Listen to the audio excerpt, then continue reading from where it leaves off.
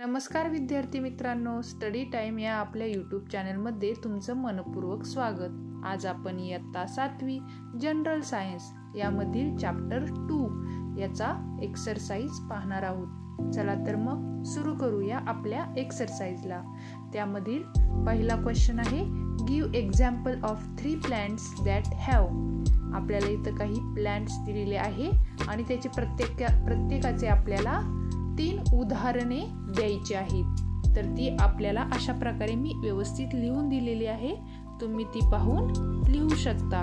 प्रत्येक वनस्पतीचे 3 उदाहरणे आपल्याला लिहायची आहे। हा आहे आपला पहिला प्रश्न। आता आपण दुसरा पाहूया। येथे आपल्याला कोणत्याही एका फुलाचे निरीक्षण करून त्याची आकृती काढायची आहे, त्याच्या अवयवांची नावे लिहायची आहे।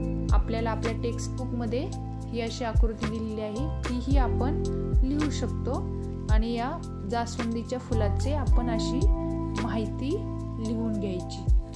हा आहे आपला दुसरा प्रश्न व त्याचं उत्तर। येथे मी जास्वंदाच्या फुलाची आकृती आणि त्याची माहिती दिलेली आहे, ती तुम्ही दुसऱ्या प्रश्नात उत्तर म्हणून लिहायचं आहे। आता पाहूया question 3, what are the similarity and difference between. आपल्याला सारखेपणा आणि फरक काय आहे तो येथे सांगायचा आहे। त्यामध्ये आपल्याला पहिलं दिलेलं आहे ज्वार अँड मूग। यामध्ये आपण ज्वारीचे काही सारखेपणा, ज्वारी आणि मुगीमध्ये काय सारखेपणा असतो आणि काय फरक असतो ते आपण या तक्त्यात दिलेलं आहे। तुम्ही हे अशा प्रकारे लिहायचं आहे।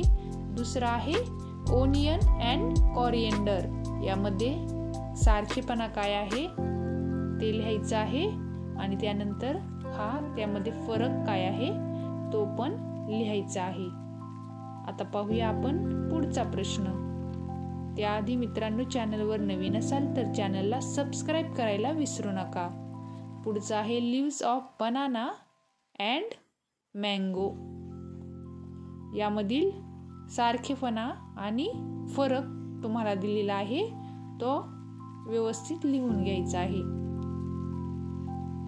पुढचा आहे कोकोनट ट्री, ज्वार स्टाल्क। यामधील फरक आणि सारखेपणा आपल्याला लिहायचा आहे। हा होता आपला हा प्रश्न।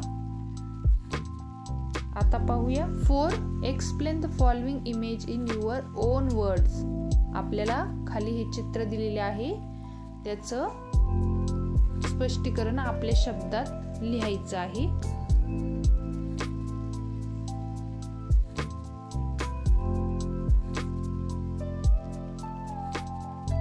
क्वेश्चन 5 आहे, describe the function of various part of a plant.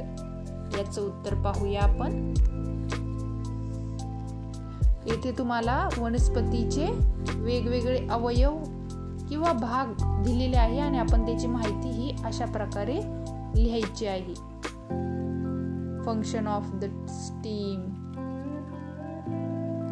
Leaves, म्हणजे त्यांचं कार्य कसं चालतं ते आपल्याला लिहायचं आहे। फ्लावर्स, फ्रूट्स, हे आहे याचं उत्तर।